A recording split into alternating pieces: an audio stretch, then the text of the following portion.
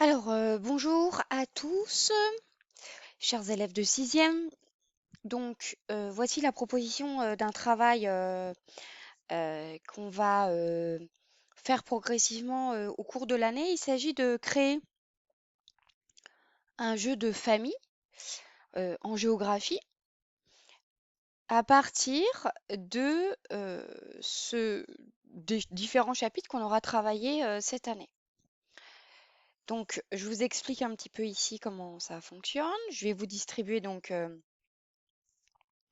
des fiches avec des petites cartes comme ça à l'intérieur que j'ai déjà en partie travaillées. Donc par exemple, ça c'est la famille habiter les espaces agricoles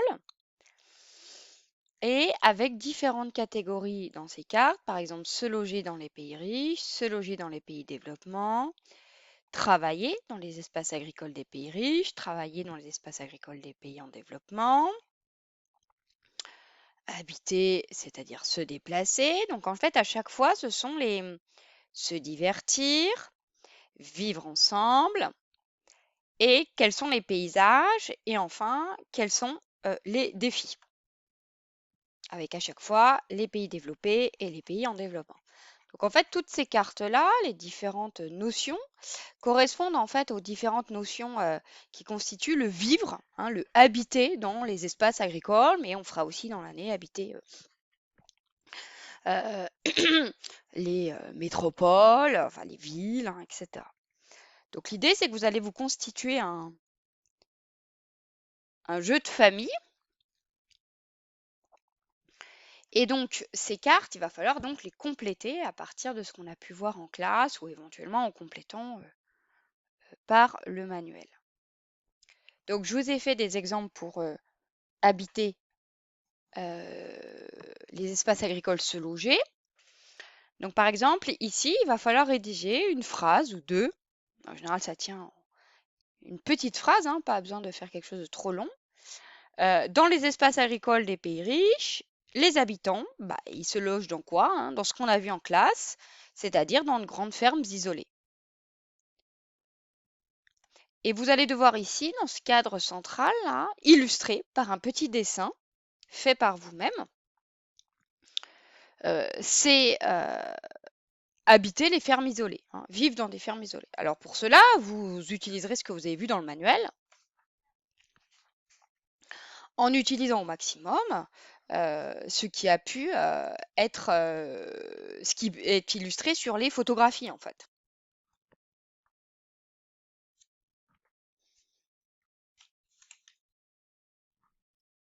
Se loger dans les pays en développement. Donc on avait vu ça, c'était avec le Sénégal notamment, et également dans le contrôle, qu'ils vivent dans des villages qui sont constitués de huttes ou de cases. Donc là aussi, hein, vous pouvez dessiner un village constitué de huttes ou de cases. Alors vous pouvez dessiner vue du dessus, vous pouvez dessiner ou en vue classique, hein, habituelle de face. Donc par exemple, pour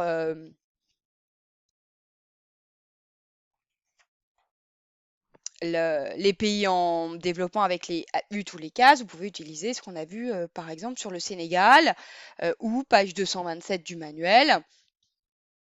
Il y a le village de huttes traditionnelles à Madagascar.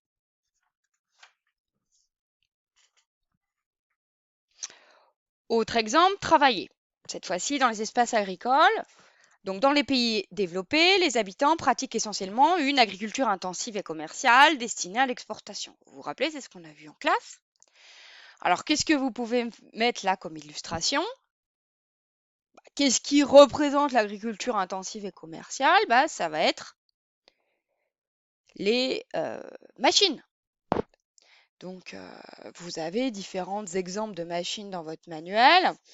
Il y avait, on voyait page 222, par exemple, une moissonneuse-batteuse, des tracteurs, document 6, page 224, également une moissonneuse avec des tracteurs, etc. Et puis bah, dans les pays en développement, bah, vous allez dire, dans les pays en développement, les habitants pratiquent, si vous connaissez votre cours, hein, mais sinon vous rechercherez, une agriculture vivrière, c'est-à-dire destinée à nourrir la famille, et essentiellement donc avec des outils qui sont manuels. Donc là, vous allez représenter, par exemple, des hommes qui travaillent.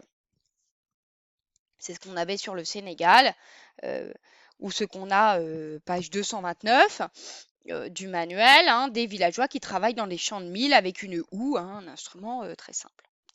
Donc il s'agit de soigner à la fois la phrase, évidemment, avec les bons mots qui correspondent au vocabulaire géographique, et puis également le petit dessin, hein, qui doit être propre, qui doit être beau et qui doit permettre de bien comprendre, bien illustrer le texte.